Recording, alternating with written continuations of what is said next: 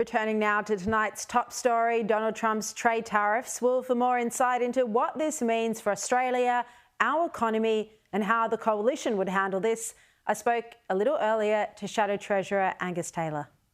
Angus Taylor, thank you very much for your time. Great to be with you, Sharri. Dominating the agenda today, of course, are Donald Trump's trade tariffs. He slapped the lowest, 10%, on all Australian imports to the United States. He says they're reciprocal. Do you agree with him? No, I don't. We don't have tariffs on American goods coming into Australia of anything like that kind of magnitude. We have had a free trade agreement with the United States for 20 years now, and that's been important in facilitating trade and good trade between Australia and the US, including our exports of beef. And so I don't accept that. But I do think there's real rumours there always with Donald Trump to negotiate a better outcome, and the government should be acting now to ensure that we're in a position where we can negotiate a better outcome with Donald Trump. One of the things we know, for instance, with beef exports is that American beef consumers will have to pay more as a result of this because they're short of beef right now. Their beef herd has dropped significantly because of drought. They're still rebuilding. And so I think there's a real opportunity for us to get in and negotiate. Problem is, this government hasn't had good relationships with this administration as we did with the last Republican administration. And the result is they're not in a position to get in and negotiate the sorts of outcomes we should. Could he be referring to our goods and services tax of 10% when he talks about having reciprocal tariffs? Sure, they might be talking about that, but that's not discriminatory. It's applied equally to imported goods versus domestic goods. There's no difference in the regime between imports and domestic purchases. So how that can be seen as a discriminatory tariff against imports makes no sense. We have also had a 5% customs duty, including when the coalition was in government. So again, the customs duty, that's not really any different to an import tariff that Trump's speaking about, is it? Except that it didn't apply in the case of the United States because we had a free trade agreement. So that's a default tariff which applies very rarely these days, or only to a very small proportion of traded goods, because at the end of the day we've got free trade agreements with most countries which we put in place. So the important point here is that the free trade agreements have put us in a position where that customs duty doesn't apply. GST is not discriminatory.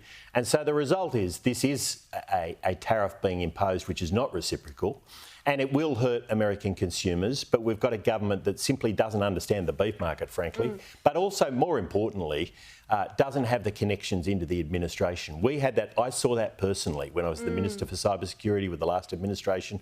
I worked on the decision we made on Huawei, working closely with the United States throughout that. We had a very close relationship. Of course, Joe Hockey was essential to that. The last phone call the Prime Minister's had with Trump was on February the 10th, so it has been a long time. The President today spoke about Australia's ban on beef exports from the United States. The reason that was in place was biosecurity reasons, mad cow disease. That's no longer an issue anymore. So should that be lifted? Well, it's not a ban. It requires certain protocols to be followed if beef is to come in. But at the end of the day, I mean, we should always be looking at our biosecurity protocols and making sure they're fit for purpose. And that's something that we take. Well, I'm not going to opine on that one now. I think that's one where you take advice from the experts. Something we should consider examining? Well, we should always be considering those protocols, and we should be asking our customers to consider them. I mean, I worked very hard to get Australian cherries into Asian markets, and we worked very hard to get protocols changed, and we should always be seeking to do that. But when I take a step back, the coalition has always been the one to open up these markets and get this working. We've understood the markets. We've represented agricultural parts of Australia much more than the Labor Party. And we've had deep links into the last Trump administration, and we can do that again. But you've also got to be prepared to say this is unacceptable. And we have a strong relationship with the US. We have done throughout our history. And we can do better than this. Donald Trump is emerging as a dominant figure in this election campaign, somewhat surprisingly. The research in the published polls show that Australians are concerned about Trump. They view him as erratic and unreliable. Do you think this is working as a negative for Peter Dutton and the coalition?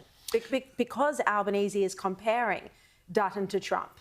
Oh, look, Albanese will do that. He's desperate. It's student politics every day of the week with this guy, and the same with his treasurer. I mean, let's focus on the main issues here. This is a government that has absolutely failed to deal with the cost of living crisis. We've got our standard of living has collapsed. It's been unprecedented, worse than any of our peer countries in the world. We're not going to get back to where we were when we were last in government under their plan until the 2030s. I mean, this is a hopeless situation for Australia to be in. And the worst part of this is we are seeing an uncertain world. And the Reserve Bank Governor, in her statement earlier in the week, used the word uncertainty 5 times. We are in a more uncertain world than we have been for a long time, and yet the government has left us in a position where we don't have the buffers. Our government budget is red ink as far as the eye can see, and household budgets have been decimated. So our capacity to absorb shocks that might come through is not anything like it was, and that's a bad situation to be in. Just on the RBA, you mentioned the governor. Of course, the RBA didn't even have a discussion about cutting rates in this board meeting. Do you think that shows that the rate cut at the last board meeting was premature and even potentially politically motivated?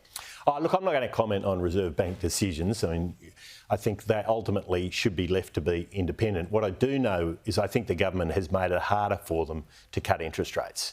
Core inflation in Australia has remained higher than other peer countries across the world, and that, at the end of the day, makes it harder for the Reserve Bank to bring down interest rates. We've also seen the government projecting red ink as far as the eye can see. That makes it harder to bring down interest rates. So it's not surprising that we've been slow to see the reductions in interest rates. And of course, we've seen between 3 and 7 cuts in Canada, in Europe, in New Zealand, in the UK. And of course, that's not been the case here. No. All right, Angus Taylor, really appreciate your time in the middle of a busy campaign. Good to be with you, Sharri.